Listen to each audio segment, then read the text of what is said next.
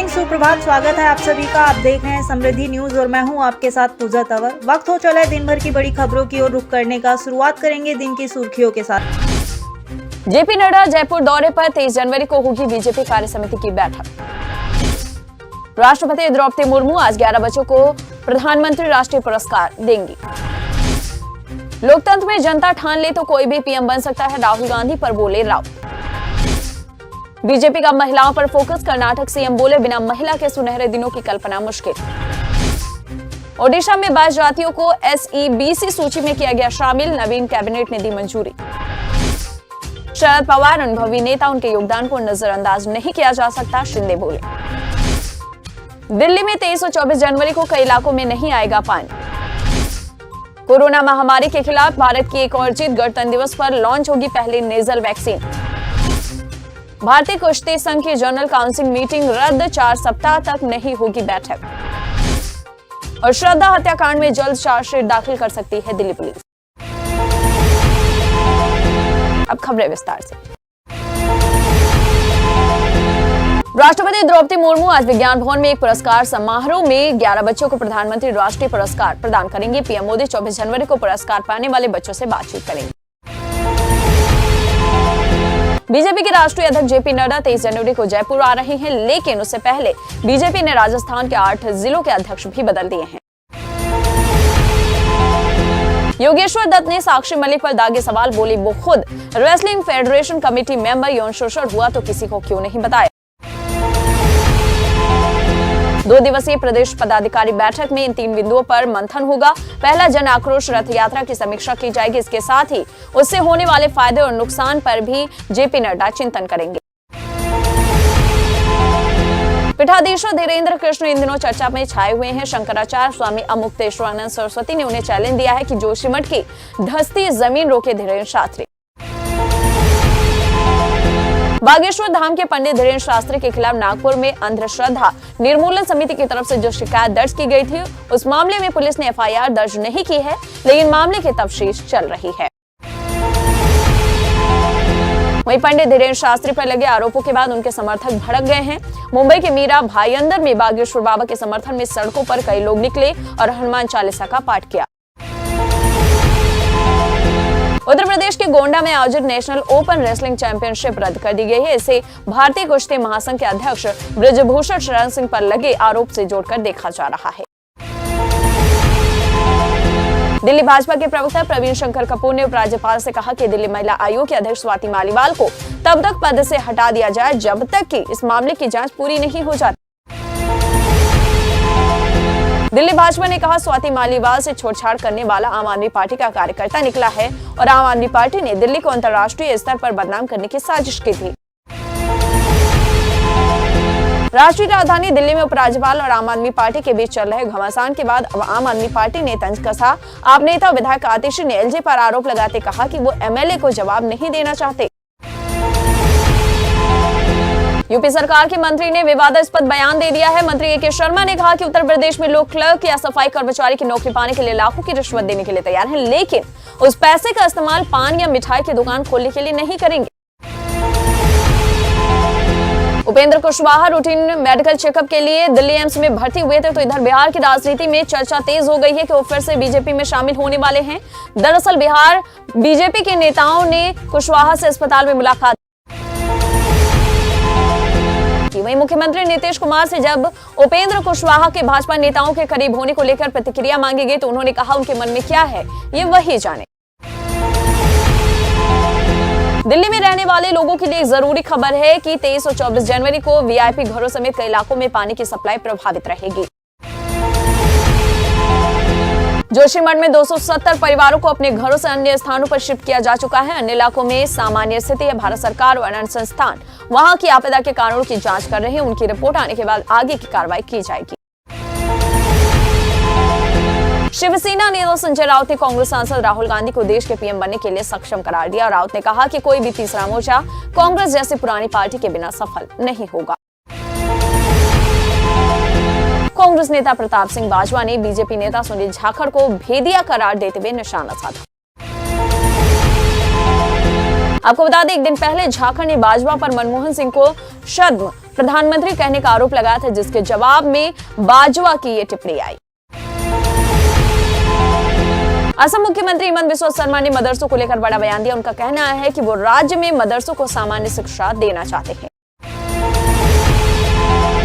ओडिशा की 22 जातियों को राज्य की सामाजिक आर्थिक रूप से पिछड़े वर्गों की सूची में शामिल किया गया है। सीएम नवीन पटनायक की अध्यक्षता में कैबिनेट में इस फैसले पर मुहर लग गई।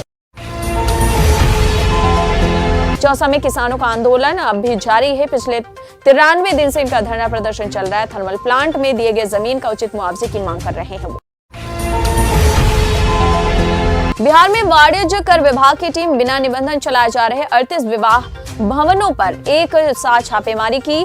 ये छापेमारी पटना और गोपालगंज जैसे कई शहरों में की गई। राजस्थान की मंत्री ममता भूपेश के आवास से एक महिला को जन सुनवाई से कथित तौर पर जबरन बाहर निकाले जाने का वीडियो वायरल हुआ। इस वीडियो के सामने आने के बाद बीजेपी ने सरकार और मंत्रियों के काम करने के तरीकों को लेकर निशाना साधा।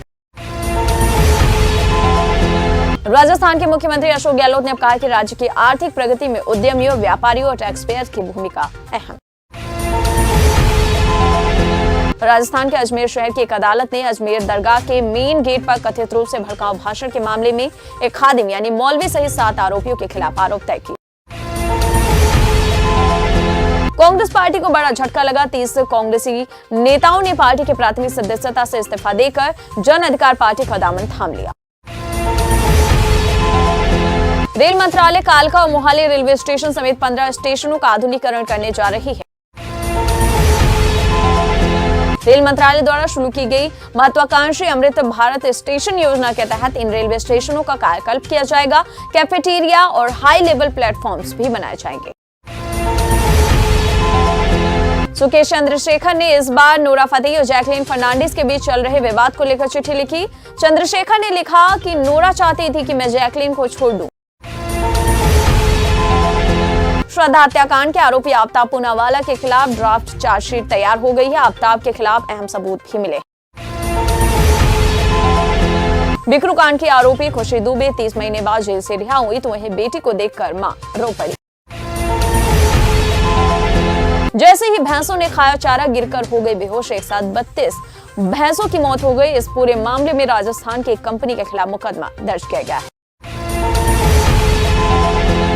शी जिनपिंग को आर्मी चीफ मनोज पांडे का करारा जवाब। मनोज पांडे ने ईस्टर्न कमांड के मुख्यालय में जवानों से मुलाकात की और तैयारियों का जायजा लिया। केरल के कोच्चि में 47 लाख रुपए का सोना एयरपोर्ट पर पकड़ा गया। कस्टम विभाग ने कुल 955 ग्राम सोना पकड़ा है। त्रिपुरा में विधानसभा चुनाव के लिए प्रचार जोरों पर है। इसी बीच राज्य के मुख्यमंत्री मानिक साहा ने घर घर जाकर चुनाव प्रचार किया और लोगों से उन्हें जिताने के पक्ष में मतदान करने की अपील की। सीएम बसवराज बोम्मई ने भारत की अर्थव्यवस्था में महिलाओं की भूमिका पर जोर दिया। उन्होंने बीजेपी की सराहना करते हुए कहा कि महिलाओं पर बीजेपी का हमेशा से ही फोकस रहा। दिल्ली से सटे नोएडा में हाई राइज सोसाइटी में लिफ्ट फंसने की घटनाएं रुकने का नाम नहीं ले रही। ताजा मामला सेक्टर 74 ग्रैंड अजनारा सोसाइटी का है, जहां एओए अध्यक्ष की बेटी के साथ फंस गए। हिमाचल प्रदेश सरकार ने 16 अधिकारियों का तबादला कर दिया। इनमें 4 आईएएस अधिकारी, 4 आईपीएस अधिकारी और 8 राज्य प्रशासनिक सेवा के अधिकारी शामिल। मुख्तार अंसारी समेत 5 पर हत्या का मामला दर्ज हुआ है। 22 साल पुराने उसरी चट्टी हत्याकांड में ये केस दर्ज हुआ है। उधर राम रहीम सुनारिया जेल से 40 दिन के पेरोल पर बाहर आ गया है। प्रेमियों के बीच एक जन अधिकार मोर्चा नाम की संस्था ने उसकी रिहाई के पैम्पलेट बांटे हैं, जो कि केंद्र सरकार से राम रहीम की रिहाई की मांग कर रहा है। हरियाणा के किसान 450 रुपए प्रति क्विंटल किए जाने की मांग कर रहे हैं। अपनी मांग को लेकर किसानों ने गन्ने की छिलाई के साथ ही मिलों पर सप्लाई बंद कर रखी है। गणतंत्र दिवस पर तैयारियां तेज है। गणतंत्र दिवस पर जींद में ध्वज फहराएंगे राज्यसभा सांसद डीपी वत्स, नरवाना में डॉक्टर कृष्णा मिट्टा। प्रधानमंत्री मोदी पर बनी बीबीसी की डॉक्यूमेंट्री को लेकर विवाद छिड़ा हुआ है। भारतीय विदेश मंत्रालय ने भी इस पर सवाल खड़े किए। वहीं अब हिंदू फोरम और ब्रिटेन ने बीबीसी को चिट्ठी लिखी, कहा कि वो बीबीसी के हिंदू विरोधी पूर्वाग्रह से नाराज। बीबीसी की विवाद डॉक्यूमेंट्री के बीच ब्रिटिश सांसद लॉर्ड करन बिलीमोरिया ने पीएम मोदी की जमकर तारीफ की। कहा, पीएम मोदी पृथ्वी के सबसे शक्तिशाली व्यक्तियों में से एक हैं। उत्तर प्रदेश में कक्षा 10 के नीचे पढ़ रहे छात्रों को राज्य सरकार द्वारा दी जा रही वजीफे की राशि अभी दी जाएगी। केंद्र के द्वारा दी जाने वाले स्कॉलरशिप अभी स्टेट में नहीं पहुंची है। आपको बता दें, इस वजह से यह फैसला लिया गया है कि अनुसूचित जाति, जनजाति, घुमंतु, अनुसूचित जाति, अल्पसंख्यक और अन्य पिछड़े वर्ग के इन गरीब बच्चों को अगले वर्ष से 4000 सालाना दर से वजीफा मिलेगा। शिवराज सरकार प्रदेश के 7.50 लाख कर्मचारियों को 4% महंगाई भत्ता यानी डीए देने जा रही है। इससे महंगाई भत्ता 34 से 38% हो जाएगा। इंदौर में 24 जनवरी को इंडिया न्यूजीलैंड का वनडे मैच खेला जाना है। ये वनडे मैच होलकर स्टेडियम में खेला जाना है। बताया जा रहा है कि रविवार दोपहर को टीमें इंदौर आ गई है। हरियाणा में जल्दी कॉलेजों में असिस्टेंट प्रोफेसरों की भर्ती की जाएगी। सीएम ने उच्चतर शिक्षा विभाग के अधिकारियों को जल्द हरियाणा लोक सेवा आयोग को मांग पत्र भेजने का निर्देश दिया। फिलहाल के लिए इस बुलेटिन में इतना ही। अगले दिन फिर मिलेंगे, तब तक के लिए दीजिए इजाजत। जय हिंद, जय भारत।